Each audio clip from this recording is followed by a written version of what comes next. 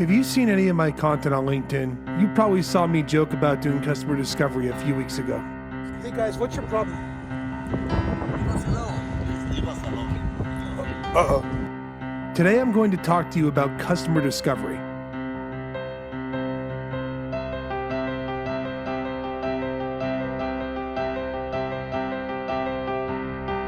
Many years ago, there was a guy named Eric Ries who wrote a book called The Lean Startup. This diet book has helped thousands of people lose weight. Okay, that joke sucked. I'm better than that. Lean Startups has been adopted by a lot of startup founders. This guy adopted it, this guy, she did. Note, these might just be stock photos and I don't know who these people are. Ries argues that to build a great company, one must begin with the customers in the form of interviews and research discovery.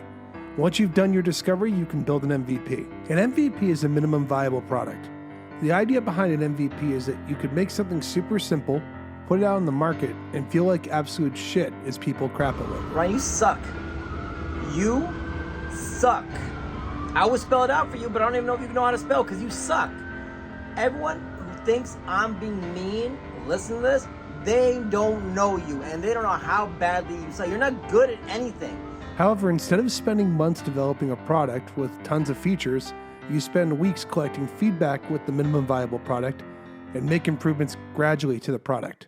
While I know it's really important to talk to customers constantly and get product feedback and stuff, I'm going to tell you my biggest concern about the lean startup movement. So in this concept, you would go and talk to people and do interviews and then come up with a bunch of ideas of what their top problems are and then build a product associated with those problems. Back in 2006, I was at the University of New Hampshire. I was a wee little lad.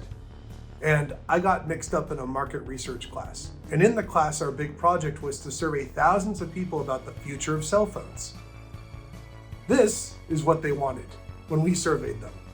They asked for a phone that had a bigger keyboard, a longer battery life, and better cell phone reception.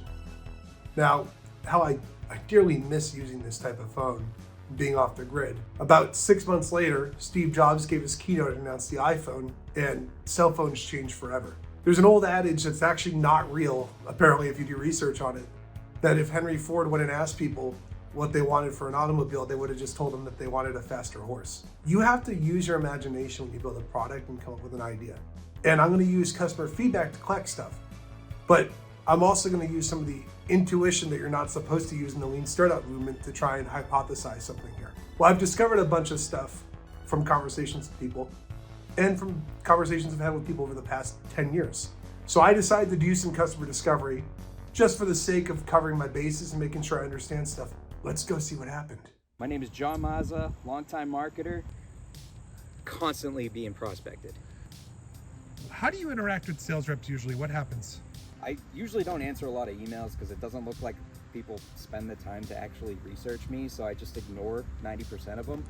You know, I might be willing to take some time because I do have a lot of time on my hands nowadays, especially. Why especially? What happened recently? I'm recently unemployed. Is that why you were over by that dumpster? Yeah, I've been spending some time here, usually. I mean, look what you can find in the dumpster. I just got these. Pretty awesome brand, and they actually fit, so it's pretty cool. You don't usually find two of them together that look the same. How often are the emails you receive automated? Almost all of them. I'd say probably less than 1% are not automated. You used to work in sales, right? Oh yeah. What was the hardest part of prospecting? Getting responses. So what kind of responses would you get? I'd get all sorts of responses. So whether it's leave me alone, unsubscribe, kill yourself, I've gotten once or twice. Someone said kill yourself? I've gotten that once. What about open rates? Open rates, I mean, probably like 40-50% on a high note. With a few people we're up in the 60%, and those are the people that were like crazy. How often do you see sales reps miss quota? More often than not. I'd say greater than 50% of the time. What happens when they don't hit quota? Alcoholism, usually. Yeah. This got really dark. Yeah, spent a lot of time on the opposite end of quota. And like that, my mind began to turn. John was in a rare situation where he had been both a seller and a buyer. On the seller's side, missing quota impacts lives. It impacts him and his family. But when he was on the buyer's side, his inbox was such a mess when he got prospected that he couldn't even use it. Over the next few weeks, I went into a full discovery marathon. My calendar got booked harder than Martha Stewart in the early 2000s. I talked to dozens of people on both sides of the coin and kept hearing the same thing. One big takeaway. Something needed to change.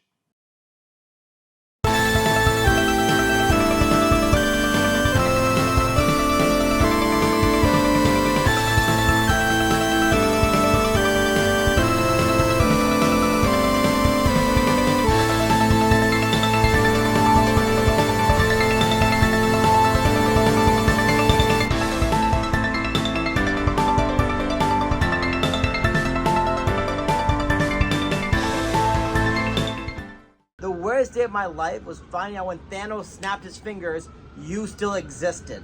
It hurt my feelings to know you were still around because that's how much you suck. So, yeah, I don't like you. I never have. I never will because of how much you suck.